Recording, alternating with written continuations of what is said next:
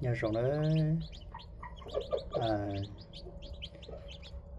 và thế này có trôi này cũng dám nhập cái đâu là chế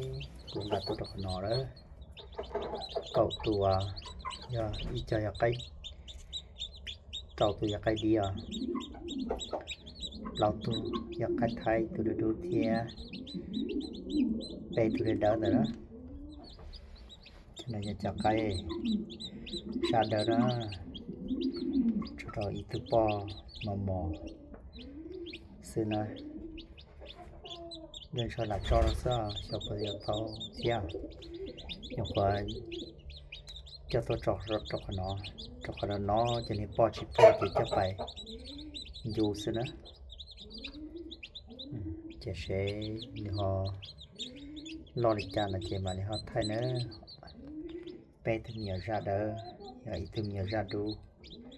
thế này chỉ sẽ bút gió cho nó là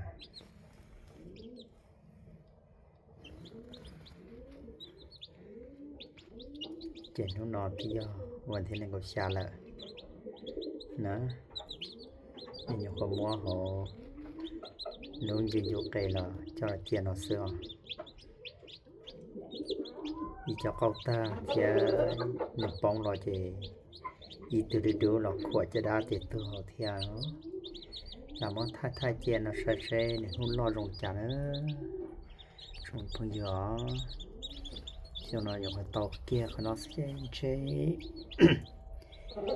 dù chia sai sự theo cho lại dù sự nó lên đó thay mê nó xưa cho họ YouTube tàu sai sự thọ dài dù lâu nó